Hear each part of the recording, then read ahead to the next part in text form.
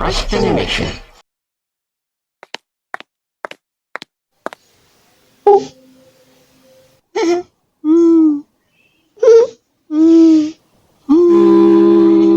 It's on my mind. It's how much I get. I can't think of it. Kapag ba nagkamali ang baboy, dapat na siyang turuan ng leksyon? Ang tawag ba sa cheese na hindi nauubos ay chismosa?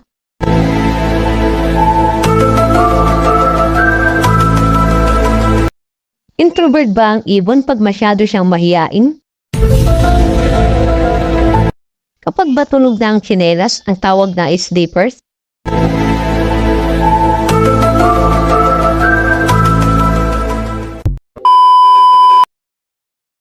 Tol, eto na mangyari. Huwag na huwag mo akong iiwan ha. Kung pwede lang sana, tol. Kaya lang, walang pwede.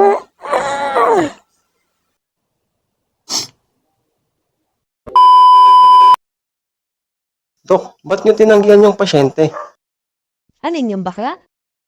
Opo, baka sabihin dinidiscriminate natin siya.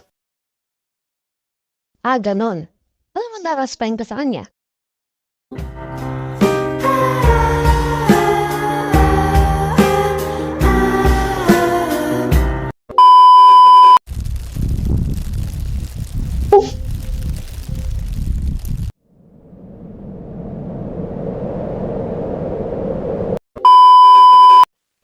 Dinner kami ng babe ko kagabi.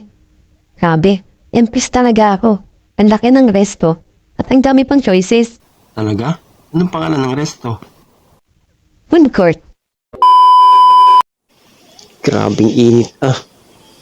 Kape? Tara. Ma'am, paparasahan niyo ba ako sa isang bagay na di ko naman ginawa? Siyempre naman hindi. Buti naman.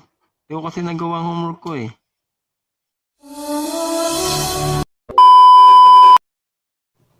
Uy, sarap ng tulog ah. Ano kaya mangyayari kung gagawin ko to sa kanya?